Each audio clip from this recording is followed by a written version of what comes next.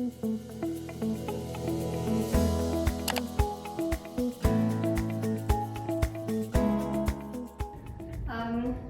to the Vista from Zero to Hero series. In today's episode, we will be discussing monetization. Mobile app monetization is the method through which developers generate revenue from their apps. By implementing a well-thought-out monetization strategy, developers ensure their app's sustainability and success and lay the foundation for business growth. It is particularly significant considering the competitive landscape of the mobile app market, where the ability to drive revenue can mean the difference between an app's survival and a failure. In-app advertising remains the leading strategy for app monetization, and current trends show no signs of its losing momentum. You may be curious about how ads find their way into your app or game. This process is facilitated by an ad network, a platform that serves as an intermediary between publishers and advertisers. In this scenario, publishers represent the apps or games offering available ad placements, while advertisers represent those who are willing to pay for these slots to promote their products or services. Advertisers bid on these spaces, and the ad network's role is to choose the winning bid. The objective of this selection process is to maximize the revenue potential for the publisher, thereby optimizing the overall effectiveness of the app's monetization strategy. In this episode, we will look at the most crucial aspects of the mobile app monetization, including the most prevalent ad formats, key metrics, and the bidding strategies, all of which significantly contribute to revenue generation for developers and the publishers. Let's kick off this exploration by examining the most widely used ad formats. First, let's take a look at the 5 most common ad formats: interstitial ads, banner ads, rewarded ads, native ads, and the splash ads. Interstitial ads appear at specific moments during an app's use, typically at points where there is a natural pause in user activity. These ads may pop up during game loading screens after a level is completed, or when the user is navigating between different sections of the apps. Displayed in a full-screen format, these ads command high visibility. However, it's worth noting that their intrusive nature can potentially disrupt the user experience if not timed appropriately. Mintibro, for example, offers a variety of styles for interstitial ads, ranging from static images to video-based ads.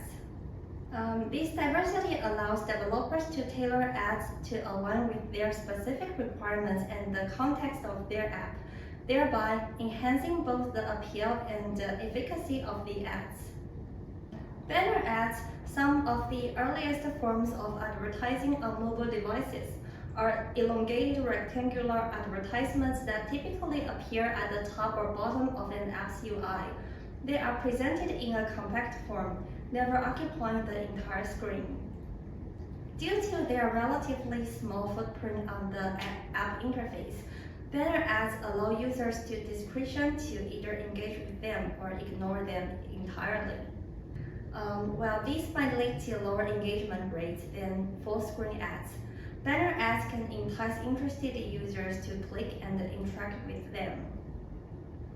Mintibro, for instance, offers an array of banner ad styles, including static images, GIFs, and videos.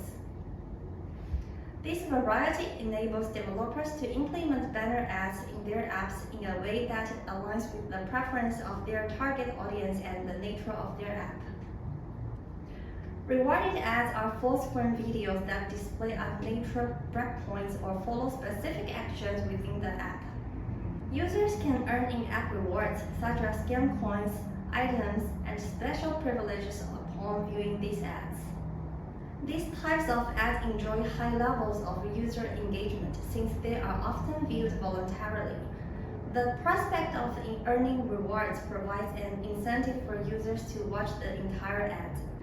This format doesn't impose obligatory actions on the user but offers an optional and potentially rewarding experience.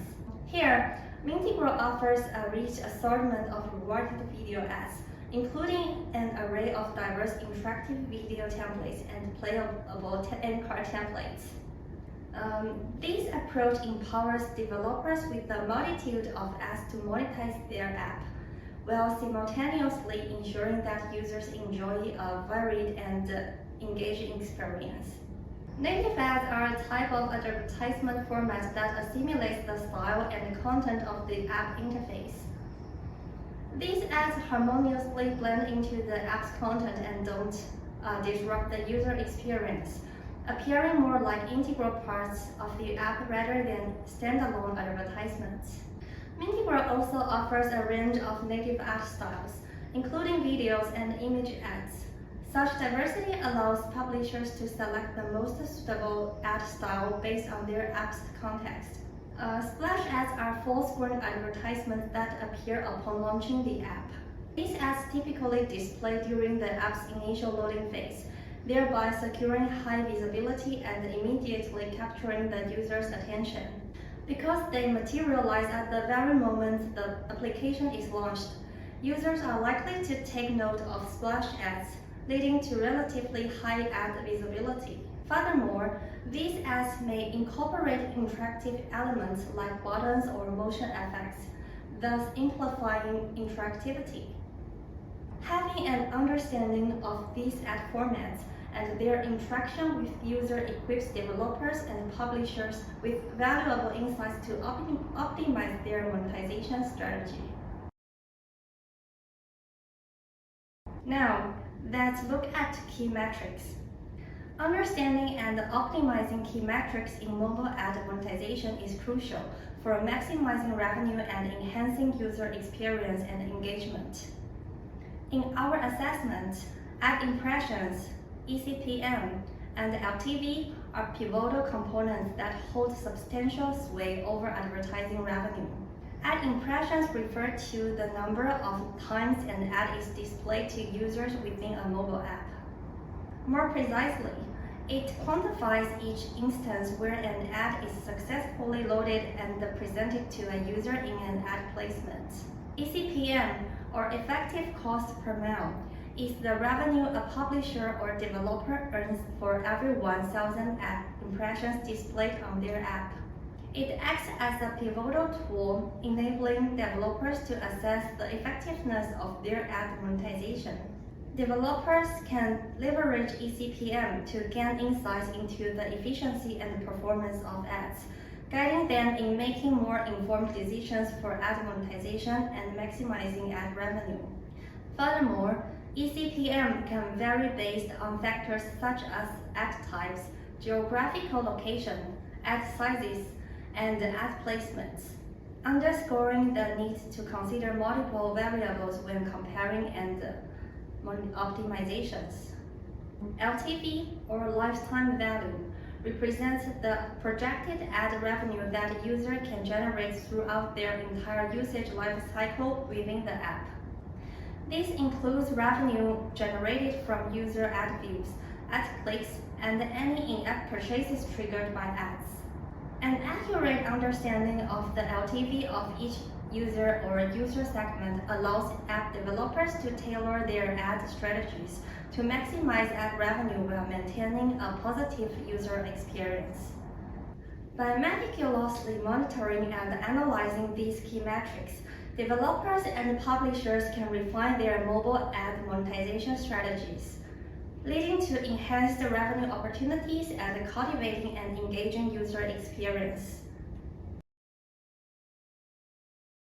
Within the domain of mobile ad monetization, two prevalent strategies come to mind when we discuss programmatic advertising. The waterfall model and in-app bidding. In our quest to optimize revenue, these strategies are commonly referred to as bidding strategies. Now, let's take a look at these two fundamental approaches, waterfall and in-app bidding. A waterfall in advertising is a method of prioritizing ad networks to maximize ad revenue. A publisher, or more commonly a mediation platform, ranks ad networks using estimated cost per mile based on the historical performance of the platforms. If one network isn't performing well or is unable to sell the ad inventory fully, there are backup networks in place to ensure the ad is still getting impressions. The main drawback of the waterfall model resides in its sequential nature. Here, ad networks are approached in a predetermined order. Another challenge of the waterfall model is what is known as the latency problem. Ad requests are sent sequentially to various ad sources. If an earlier ad source fails to respond or return an ad promptly, it induces delays in the whole process. This can result in lower ad fail rates and reduced ad revenue, as developers must account for each ad source's response time, which could ultimately impact the user experience. Due to these limitations of the waterfall model, in-app bidding has gained considerable popularity in recent years. In-app bidding offers a more efficient avenue for maximizing ad revenue for advertisers. Let's take a closer look at how it works. In-app bidding operates on a real-time bidding system that orchestrates ad transactions directly within the app. In this approach, multiple ad buyers, which could be ad networks or advertisers, view in real-time auctions to secure the privilege to display ads within the app.